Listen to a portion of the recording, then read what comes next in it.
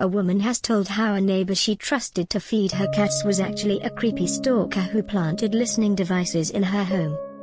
William Nolan, 59, and his wife were trusted with a key to neighbor Debbie Waring-Jones' home in Eddington, Birmingham, so they could feed her 2 cats while she was away. Debbie, 64, was horrified when she found a voice recorder taped under her coffee table, and then another behind the headboard in her bedroom. The widow turned detective and set up covert webcams to catch the rogue who came to collect the recording kit. The OAP sleuth also carefully hoovered her carpet in one direction to capture the snooper's footprints. When Grandma of One Debbie watched back the footage, she caught Nolan in her home, retrieving the spyware recorders, and called the police. Former security guard Nolan admitted stalking without fear, alarm or distress and was jailed for 15 weeks at Birmingham Magistrates Court on May 25, 2020. The judge described the case as one of the most serious stalking offenses he had ever seen. Brave Debbie, who is speaking out to raise awareness of the seriousness of stalking, said, "I felt totally violated. Bill's trade is CCTV and security and things like that, so that was also worrying. To this day I worry, thinking, was there anything else planted? I still don't know whether there is. I felt uncomfortable putting my underwear out in the garden, just the thought of him watching.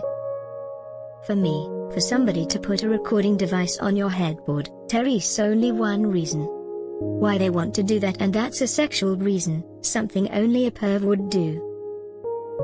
I want to make people aware that you can't trust anyone, after being neighbors for 30 years, being widowed, and then him doing this to me." The retired practice manager lived next door to father of 4 and grandfather of 2 Nolan, in Eddington, Birmingham, for about 30 years. Friendly neighbors for 30 years. She said they were normal, friendly neighbors, would chat regularly and trusted each other. "It actually always thought myself lucky to have him as a neighbor," she said. "It felt good having long-term friendly neighbors who I could trust. It meant a lot to me having that support network after being widowed. They were lovely people too." His wife had always been the chattier of the 2, but Bill was a lovely, polite man, if a little shy. "Of course I know differently now." Nolan had a spare key to Debbie's house, so his family could feed her cats, Bellamy and Sammy, when she visited her partner in Nottingham, East Midlands, every week. We'd talk on a weekly basis, just neighbor things like "How are we, how's life, how are things in general," she added. "I felt I could trust him with the keys to my house when I was out to feed my cats." She was having dinner at her home with her partner, 64, when he found a black plastic box under the table, held by double-sided tape, on November 7, 2020. She initially thought it might be one of her grandson's toys, but soon realized it was spyware, following an internet search. It had a microphone and an on/off switch, with a port where a USB cable could be connected, in order to access the recorded audio data.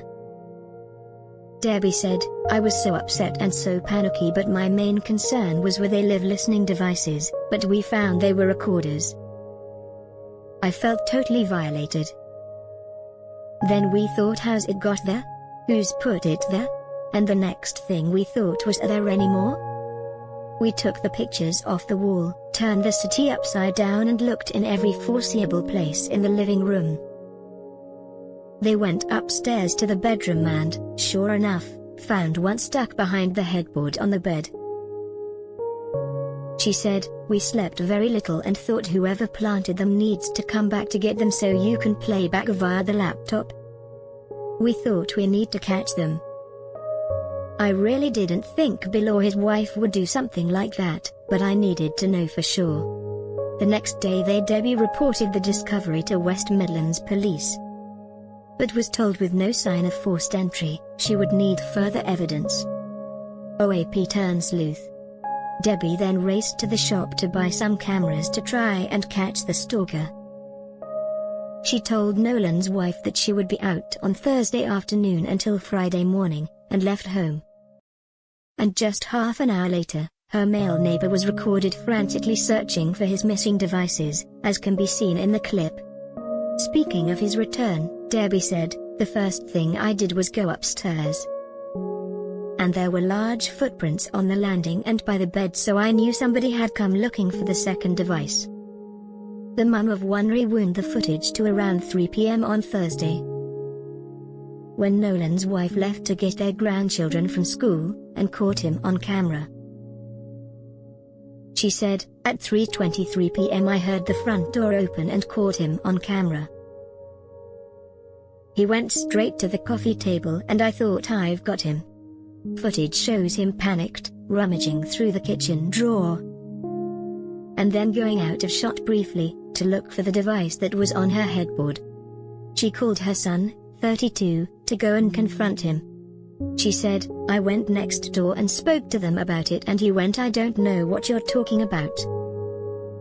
His wife said maybe he was looking for the cats, and I said, 'What, under the coffee table?'" Debbie called the police and submitted her evidence, and they arrested William Nolan on December 18, 2020. She said he initially maintained he was looking for the cats in the video footage. Culprit pleads guilty. But he pleaded guilty to the charge and was jailed in May 2021. Judge David Wayne described the case as one of the most serious stalking offenses he had ever seen, but blasted the CPS for its choice of charge, saying the decision severely constrained his sentencing powers. It meant the maximum sentence he could impose was 26 weeks. But he reduced it to 15 weeks due to Nolan's guilty plea and personal mitigation. The convicted stalker was ordered to pay £300 compensation, and was banned from contacting his victim under an indefinite restraining order. The judge said, putting one on the coffee table was bad enough, but putting one on her headboard understandably caused her the most amount of distress imaginable. The safety she felt in her own home was destroyed. On discovery of the devices, she said she was hysterical that someone wanted to listen to her personal conversations. She felt sick to the stomach about the one on the headboard. That's perfectly understandable. In mitigation, Paolo Bailey said his client's wife remained supportive but added his behavior had put a strain on their marriage. Of Nolan's reduced sentence, Brave Debbie said, "I was disappointed but very happy that he's been sent down for such a sick act. Family and friends say it's like something out of a crime book." Even the judge said he's never dealt with such a serious case of stalking. "I was widowed about 2 years ago and I've now got a new partner, so I don't know if that had anything to do with what he was doing. These days I ask my niece to feed my cats. If I've learnt anything, it's that you just don't know who you can trust."